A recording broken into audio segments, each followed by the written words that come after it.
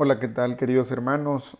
El día de hoy vamos a continuar con la segunda parte de este estudio en particular, el capítulo 8 de la Confesión de Fe de Westminster, que es nuestro material de estudio en este año.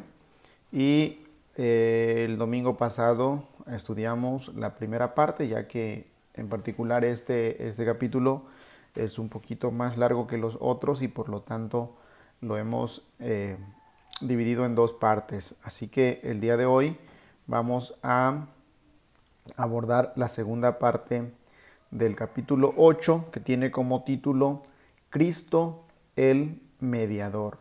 Cristo el mediador. Y vamos a estudiar, como ya lo hemos dicho, la segunda parte de este capítulo. Muy bien, tenemos como texto base y también ya el domingo pasado lo señalamos que hay que tomarse el tiempo para memorizarlo. Es muy breve. Los que se tomaron el tiempo y le dieron la importancia a la memorización del texto, bueno, seguramente ya lo saben de memoria. Primera a Timoteo 2:5 que dice, porque hay un solo Dios y un solo mediador entre Dios y los hombres, Jesucristo, hombre. Ese es nuestro texto. Espero que ya todos lo sepan de memoria y nos dé muchísimo argumento, muchísima base para el entendimiento de nuestro estudio, que es muy especial, muy importante, porque nos habla de la obra maravillosa de Cristo en su carácter como mediador, Cristo el mediador. Y bueno, en la lección pasada o en la clase pasada abordamos las secciones 1 y 2 de este capítulo y ahora vamos a abordar las secciones 3, 4, 5 y 6. Pero en este primer apartado vemos las secciones 3 y 4 de nuestro capítulo 8, Cristo el Mediador. Y bien, veamos qué nos enseña estas secciones. En primer lugar, nos traslada un poco hasta el momento aquel o hasta el evento aquel en el que Jesús, que es, como ya lo tenemos muy en claro, es de la misma esencia del Padre, eso lo estudiamos en la lección pasada. Jesús es de la misma esencia del Padre y también de la misma esencia del Espíritu Santo. Como ya lo sabemos, hay una sola esencia en la divinidad, en Dios. Pero hay tres personas en las que esta esencia o esta naturaleza se manifiesta y es la persona del Padre, la del Hijo y la del Espíritu Santo. Entonces, Cristo tiene la esencia divina, es Dios en la persona del Hijo y antes de venir a este mundo, Él se encontraba en su perfecto y pleno estado divino o en su naturaleza completamente divina. Pero sabemos que Dios en su amor determinó un plan para dar salvación a la humanidad que por causa del pecado quedó destituida de la gloria de Dios, como lo describe Pablo a los romanos, y que esa destitución dejó al hombre en una posición en la que no podía hacer absolutamente nada, ni encontrar en este mundo absolutamente nada que le sirviera para ser salvo. Entonces, Dios, en su infinito amor, en su gran misericordia, determina un plan maravilloso para darle salvación al hombre, y ese plan consiste en que Jesucristo venga a este mundo para tomar el lugar del pecador y así realizar una obra maravillosa. Entonces, Cristo encarna Dios en su naturaleza divina, en la persona del Hijo, encarna para nacer en este mundo. Y ya lo estudiamos en la lección pasada, que por una obra extraordinaria del Espíritu Santo, la cual lleva a cabo en la vida de María, siendo esta virgen, hace que pueda darse ahí el desarrollo de una también naturaleza humana que se va a unir a la naturaleza divina sin que haya una mezcla, sino que estas dos naturalezas permanecen cada una 100% pura, pero al mismo tiempo coexistiendo en una misma persona, que es la persona de Jesús. Entonces, la naturaleza humana de Cristo fue grandemente exaltada en la encarnación. ¿Qué significa esto? Significa que ese cuerpo que comienza a formarse en el vientre de María, esa criatura que comienza a desarrollarse en el vientre de la mujer por obra del Espíritu Santo, dice aquí la Confesión de Fe de Westminster, grandemente exaltado en la encarnación. ¿Por qué? Porque como ya lo hemos dicho, no es un ser humano cualquiera, ¿verdad? Además, su concepción no se da entre la unión de los organismos del hombre y la mujer, sino entre la base del Espíritu Santo y la mujer en este caso, para que haya esa encarnación. Entonces se ve de alguna manera exaltada la naturaleza humana de Cristo, porque es tomada también para coexistir con la naturaleza divina. Sabemos que en Cristo, aunque estuvo en este mundo, aunque lo vimos, o bueno, lo vieron directamente la gente de su tiempo y nosotros lo vemos a través de la Escritura, Él estuvo como un hombre físicamente hablando, aunque en su ser no hubo pecado. Entonces Cristo desempeña sus oficios mediatorales como Dios hombre, es decir, al Cristo que la gente vio en aquel tiempo, el Cristo que los discípulos estuvieron siguiendo durante su ministerio en esa tierra, el Cristo que los fariseos y los demás grupos religiosos persiguieron con la intención de inculparlo o atacarlo, el Cristo que estuvo haciendo obras maravillosas, predicando, el que fue capturado, el que fue crucificado, él fue un Cristo al que todos vieron absolutamente con cualidades, con características totalmente humanas. Porque como ya lo acabamos de mencionar, Él toma, Dios toma una naturaleza humana para unirla a la naturaleza divina y así tener su encarnación en la tierra y por lo tanto desarrollar su obra bajo esas cualidades.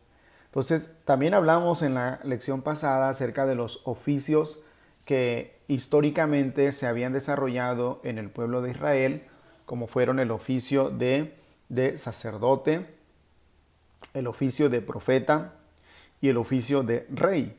Y vimos que en Cristo esos tres oficios toman plenitud y que Cristo los desarrolla de la manera más perfecta, y a través de ellos también Cristo desarrolla su obra para garantizarnos así a nosotros el que seamos tomados en cuenta por su gracia como hijos de Dios, como pueblo de Dios, y que nosotros ahora dentro de un pueblo llamado Real Sacerdocio también podamos acercarnos al Señor confiadamente al trono de su gracia, y también nosotros podamos proclamar su palabra y vivir bajo su reinado.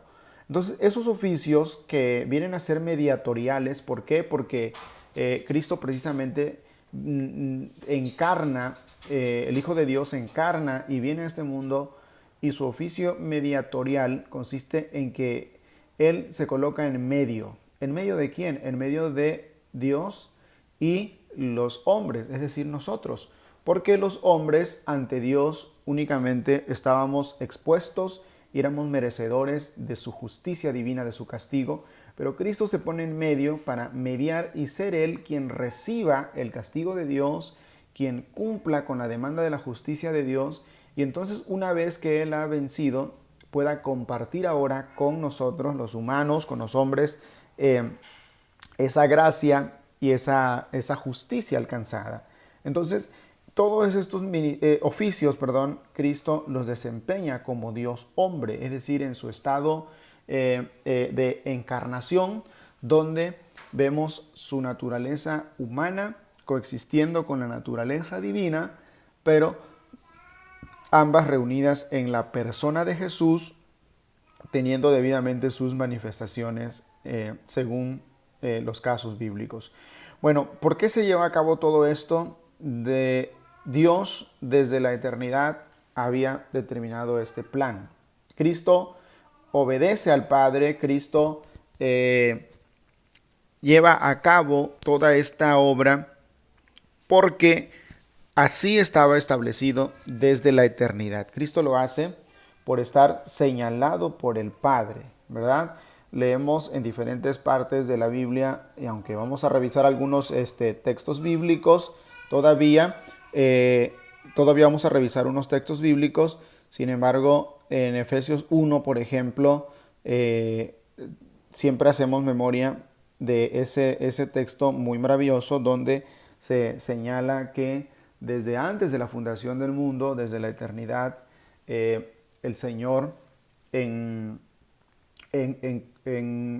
se suele decir que a través de un pacto, a través de un consejo entre el Padre, el Hijo y el Espíritu, una especie de reunión, ellos determinan desde la eternidad esta obra, por lo cual esto está señalado por el Padre desde la antigüedad y a lo largo de la Escritura, desde el mismo Génesis, desde el mismo contexto del Edén, ya se señala esta obra que en Jesús se llevaría a cabo de una manera perfecta. Si recordamos cuando el Señor dirige, ¿verdad?, la condena hacia la mujer, hacia el hombre y hacia la serpiente, ahí se menciona de una simiente que nacería de la mujer y que, aunque sería herida en el calcañar, sin embargo aplastaría la cabeza de la serpiente, y ya la palabra está hablando de la obra de Cristo, algo que está establecido por el Padre, algo que fue señalado por el Padre desde la antigüedad y que Cristo lleva a cabo con una obediencia perfecta. Entonces, Él asumió el oficio voluntariamente.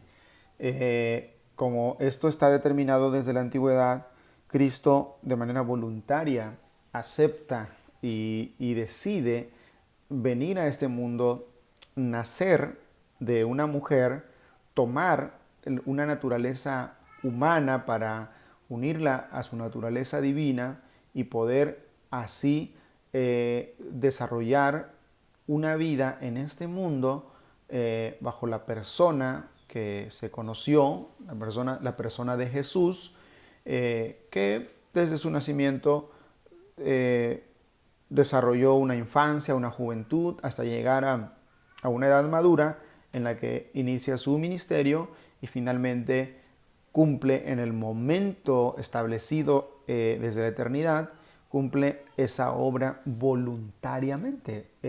Y esto es algo que vemos en diferentes pasajes cuando Jesús es probado, por ejemplo, es tentado por Satanás, cuando Jesús ora en Getsemaní y cuando Pedro lo desafía. Pedro es usado por el diablo para desafiarlo a no exponerse a la captura. Entonces, Cristo siempre rechaza la opción de abandonar la obra. Cristo siempre rechaza la posibilidad de dejar a un lado la obra que está desarrollando y siempre da un paso al frente dispuesto a que esta obra se desarrolle. Y lo vemos clarísimo en la oración de Jesús en Getsemaní, cuando éste le dice al Padre: Padre, si es posible que pase de mí esta copa, pero que se haga tu voluntad. Porque algo que estaba establecido en la naturaleza divina, donde no hay sombra de variación, donde Dios no es hombre para que mienta, ni hijo de hombre para que se arrepienta. Esta naturaleza divina estaba presente en la persona de Jesús, y aunque Jesús estaba viviendo una vida bastante proyectada en lo humano porque su cuerpo físico estaba desarrollándose en el ambiente físico de este mundo. Sin embargo, da muestra de su oficio voluntario, el cual él asumió desde la eternidad para desarrollar esta obra, que no iba a ser una obra sencilla, que representaba o representó para él un terrible sufrimiento, es más, la misma muerte, pero también él sabía que después de esa muerte había algo mejor y era necesario, era necesario pasar por todo ese sufrimiento para alcanzar una victoria absoluta sobre las huestes de maldad, sobre Satanás, sobre el enemigo. Así que esto nos lleva entonces a ver que Él obró siempre como mediador. Jesús o Cristo el ungido obró siempre como mediador. Y eso lo vemos en su estado de exaltación, tanto como en su estado de humillación. Y bueno, mientras Jesús aún no venía a este mundo, mientras su obra aún no se desarrollaba, porque esta obra fue establecida desde la eternidad y fue anunciada desde la antigüedad. Como ya mencionamos, en Génesis ya hay un anuncio, y a lo largo de toda la historia bíblica siempre va a haber alusiones o figuras, o como se dice en la teología o en la interpretación bíblica, tipos de Cristo. Diferentes personajes en el Antiguo Testamento hacen alusión o son una especie de reflejo un poco borroso de lo que Cristo iba a hacer, y finalmente en el cumplimiento pleno del tiempo vemos su nacimiento. Pero antes de ese nacimiento, Jesús ya está desde la eternidad dispuesto a llevar a cabo su obra. Bueno, después Cristo nace y ya el nacimiento de Cristo representa el inicio de un estado de humillación, porque siendo el Hijo de Dios y siendo Dios en sí mismo, nacer en este mundo bajo las condiciones de pecado de este mundo, es decir, el entorno, no pecado en él, sino el entorno, eso ya de entrada es una humillación. Y bueno, todo lo que sigue hasta su muerte terrible, pero después de haber muerto y haber estado en la tumba, Jesucristo resucita.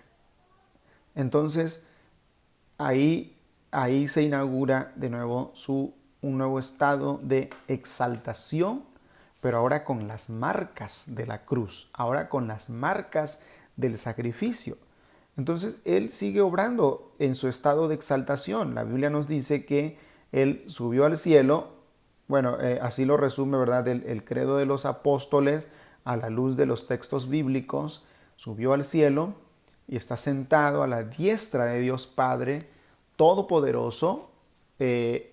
Jesucristo ha ascendido al cielo, ha tomado lugar a la diestra del Padre, ha recibido de parte del Padre toda potestad, tal como Jesús se lo señala a los discípulos aquel día cuando indica lo que conocemos como la Gran Comisión en Mateo 28. Antes de ascender al cielo, Jesús le dice: toda potestad me es dada. Jesús es exaltado una vez más y ahora le ha sido otorgado el cetro de justicia con el que se rige las naciones, y la tierra ha sido puesta como estrado de sus pies. Entonces, en su estado de exaltación, ahora Jesús continúa intercediendo por nosotros. ¿Por quiénes? Por usted, por mí, por los que hemos creído, por los que, habiendo sido escogidos desde la eternidad, ahora hemos creído en Jesús. Entonces, Él, en ese estado de exaltación en el que está ahora, Él continúa intercediendo por nosotros, así lo dice la Escritura, y es también el que aboga por nosotros. Abogado tenemos en el cielo para con el Padre, a Jesucristo, el que alcanzó la justicia. Pero también en su estado de humillación, Él siempre obró como mediador para con nosotros. Y ese, de hecho, esa es la esencia de su ministerio, esa es la esencia de su obra. El el mediar, el colocarse en medio. ¿Por qué? Porque la justicia de Dios iba en dirección directa al hombre y no iba a haber otro resultado más que la condenación eterna para el ser humano. Pero Jesús está dispuesto a sufrir eso y entonces Él se pone en medio. Por eso es el mediador. Y Él recibe todo ese castigo de Dios.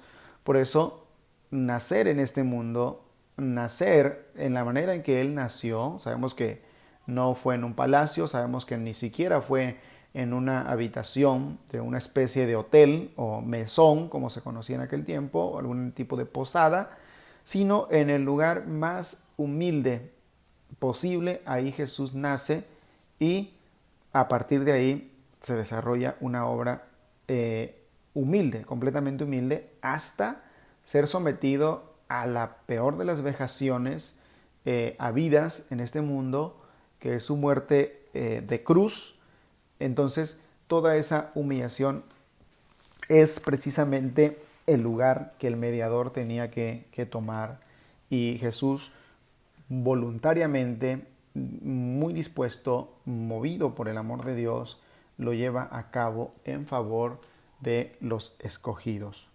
Bueno, hasta aquí estas secciones, la sección 3 y 4 de este capítulo 8, y veamos rápidamente algunas citas bíblicas. Ya hemos señalado, siempre lo hemos dicho, que por favor en este momento den pausa al video y puedan, hermanos, darse el tiempo para revisar la mayor cantidad de citas posibles. Nosotros solamente siempre abordamos por lo menos 3 para poder sustentar bíblicamente lo que venimos diciendo, pero también para no alargarnos muchos.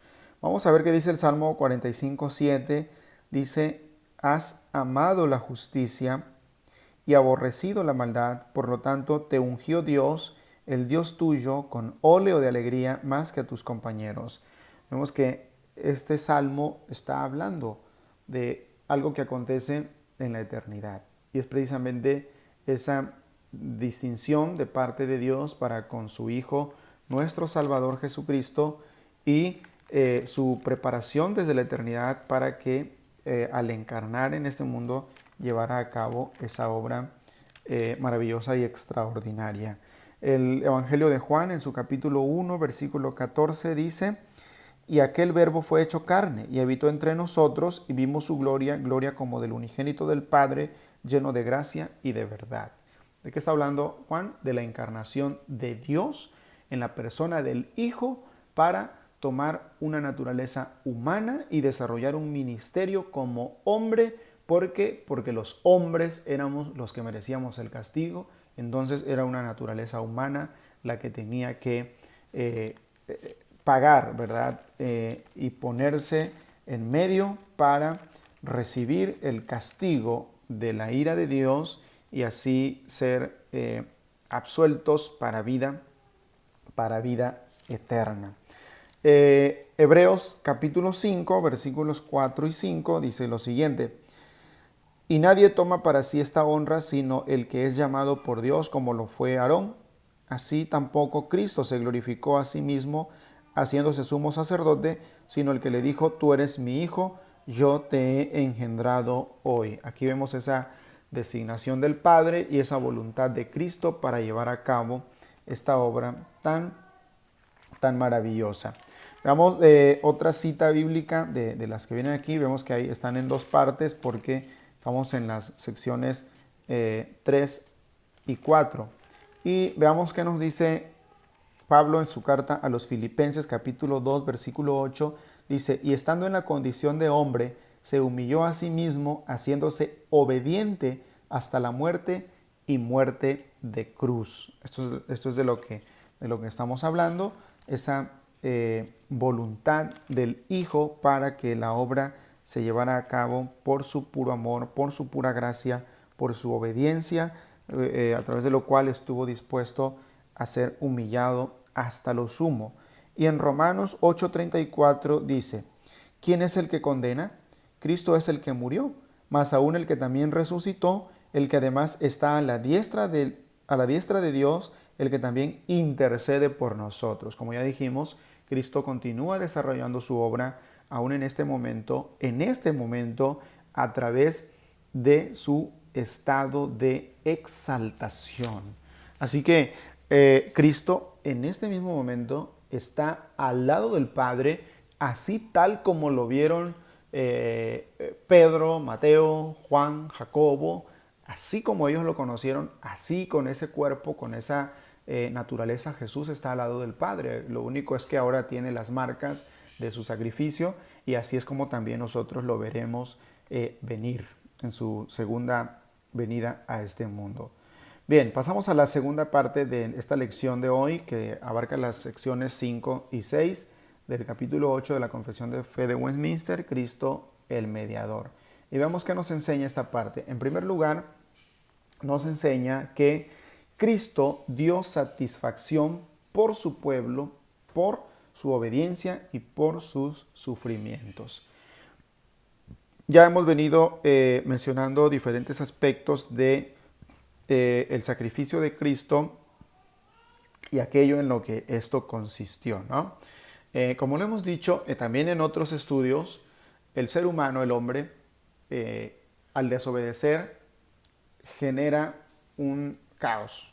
El hombre por sí solo se revela ante Dios y entra en una especie de enemistad contra el Padre. Y esto es absolutamente peligroso para el hombre, tan peligroso que de hecho lo deja de una vez completamente expuesto a condenación eterna, es decir, a la muerte eterna en el infierno. En primer lugar, a la muerte física en este mundo que queda también por la condenación del pecado, y después de esta muerte la condenación eterna en el infierno. Bueno, ¿qué había que hacer para que el hombre pudiera ser salvo y no ser condenado al infierno por la eternidad? ¿Qué había que hacer? Bueno, había que satisfacer la justicia de Dios. ¿Por qué? Porque las leyes están establecidas desde un principio, ¿no? Las leyes existen. Y el que es infractor de la ley, es decir, el que comete un delito, ese sabe perfectamente que ha violado la ley y que la violación de esa ley tiene una consecuencia. Ahora, para no sufrir esa consecuencia, hay que satisfacer o pagar algo, ¿no? En la justicia ordinaria que nosotros conocemos a diario, pues hay por lo menos dos formas, ¿no? de cubrir una condena, ya sea pasando un tiempo bajo prisión o pagando una multa o una fianza, como también sabemos. Bueno, en el caso del ser humano, del hombre delante de Dios por su pecado, la manera en que la única manera en que podía satisfacer la ira de Dios era a través del sacrificio, a través de la muerte. Y de la muerte de un ser perfecto, tal como lo ilustró siempre los sacrificios que Dios estableció en el Antiguo Testamento. Ya ve que para llevar a cabo sacrificios tenían que ser animales perfectos, sin manchas, sin defectos.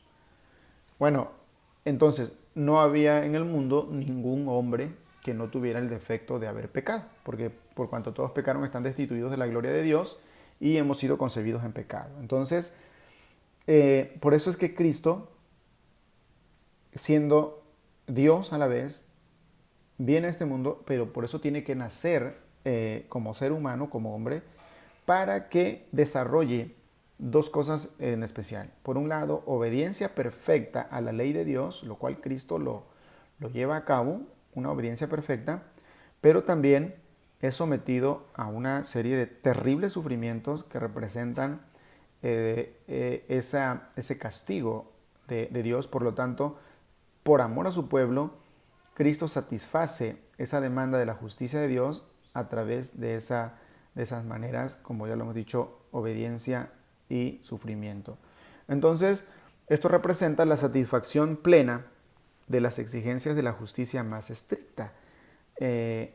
Uno de los momentos más crudos y terribles en la historia y en el sacrificio de Cristo es cuando Él clama en la cruz, ¿verdad? En medio de su oscuro sufrimiento, en medio del abismo del sufrimiento, Él clama: Padre, ¿por qué me has desamparado? Y ahí se dice, ¿verdad?, que Jesús siente el más cruento y el más duro de los dolores, de los sufrimientos, tan así que experimenta en su carne, experimenta en su alma el abandono de Dios, que no es que Dios haya querido abandonar al hombre, sino que el hombre mismo, por su pecado, sufrió. Entonces, pero Cristo lo soporta hasta la muerte y de esta manera satisface plenamente, por amor a su pueblo, las más fuertes de las exigencias, o la más estricta de las exigencias de la justicia de Dios. Y todo eso por usted, hermano. Todo eso por mí. Entonces es la obra que Cristo lleva a cabo para que nosotros no suframos, para que nosotros no vivamos con miedo, para que nosotros no vivamos angustiados, para que nosotros podamos vivir seguros en este mundo, en esta vida, aún con todo lo que acontece y aún con todas las situaciones que prevalecen. Entonces, gracias a eso, gracias a esa obra tan maravillosa, el Señor asegura para los escogidos la remisión de pecados. Es decir, Cristo satisface la demanda de la justicia de Dios. Cristo apacigua la exigencia del juez justo, es decir, de Dios, y entonces Dios otorga su perdón, Dios borra los pecados por medio de Cristo, y ahora Cristo con toda libertad comparte con sus escogidos, con su pueblo, la remisión de esos pecados, pero no solo eso, sino que también asegura una herencia eterna. ¿Qué significa eso, hermano? La vida eterna.